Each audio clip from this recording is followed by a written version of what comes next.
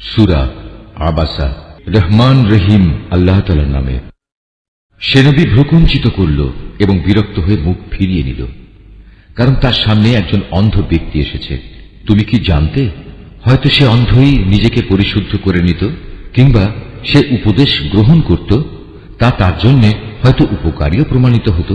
অপরদিকে যে হেদায়েতের প্রতি বেপরোয়া ভাব দেখালো, তুমি তার প্রতি বেশি মনোযোগ প্রদান করলে, এবং সে ব্যক্তিকে পরিশুদ্ধ করতেই হবে এমন কোন দায়িত্ব তোমার উপর অর্পণ করা হয়নি।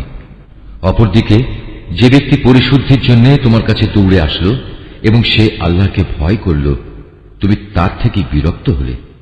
কখনোই এমনটি উচিত নয়। এ কোরআন হচ্ছে একটি উপদেশ, যে চাইবে সেই তা গ্রহণ করবে, যা সম্মানিত পুস্তকসমূহে সংরক্ষিত আছে। উঁচু মর্যাদা সম্পন্ন ও সমধিক পবিত্র। এটি সংরক্ষিত থাকে মর্যাদাবান লেখকদের হাতে। তারা মহান ও পূত চরিত্র সম্পন্ন। মানুষের প্রতি অভিসম্পাদ, সে তাই অস্বীকার করল। আল্লাহ তাআলা কোন বস্তু থেকে তাকে পয়দা করেছেন? তিনি তাকে এক বিন্দু শুক্র থেকে পয়দা করেছেন। অতঃপর তিনি তার দেহে সব কিছুর পরিমাণ নির্ধারণ করেছেন। অতঃপর তার চলার পথ আসান করে দিয়েছেন। এরপর তিনি তাকে মৃত্যু দিয়েছেন। অতঃপর তাকে কবরে রাখলেন।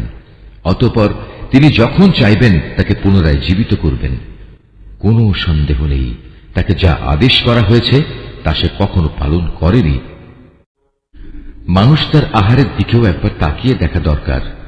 আমি শুকনো ভূমিতে একসময় প্রচুর পরিমাণ পানি ঢেলেছি, এরপর জমিনকে বিদীর্ণ করেছি, অতঃপর তাতে উৎপন্ন করেছি শস্য দানা, আঙুরের থোকা ও রকমারি শাকসবজি। আর উৎপন্ন করেছি জায়তুন ও খেজুর সহ বিভিন্ন ধরনের ফলমূল। আরো রয়েছে শ্যামল ঘন বাগান। উৎপন্ন করেছি ফলমূল ও ঘাস। এসবই তোমাদের ও তোমাদের গৃহপালিত জন্তু জানোয়ারের জীবিকা নির্বাহের জন্য। অতঃপর যখন বিকট আওয়াজ আসবে, সেদিন মানুষ তার নিজ ভাইয়ের কাছ থেকে পালাতে থাকবে তার নিজের মা থেকে, নিজের বাপ থেকে, সহধর্মিণী থেকে, এমনকি তার ছেলে মেয়েদের থেকেও। সেদিন তাদের প্রত্যেকের জন্যই পরিস্থিতি এমন ভয়াবহ হবে যে তাই তার ব্যস্ততার জন্য যথেষ্ট হবে। কিছু সংখ্যক মানুষের চেহারা সেদিন উজ্জ্বল হবে, তারা সহাস্য ও প্রফুল্ল থাকবে। অপরদিকে সেদিন কিছু সংখ্যক চেহারা কুৎসিত হবে, তার উপর যেন ধুলাবালি পড়ে থাকবে, মলিনতায় তা সম্পূর্ণ ছেয়ে যাবে।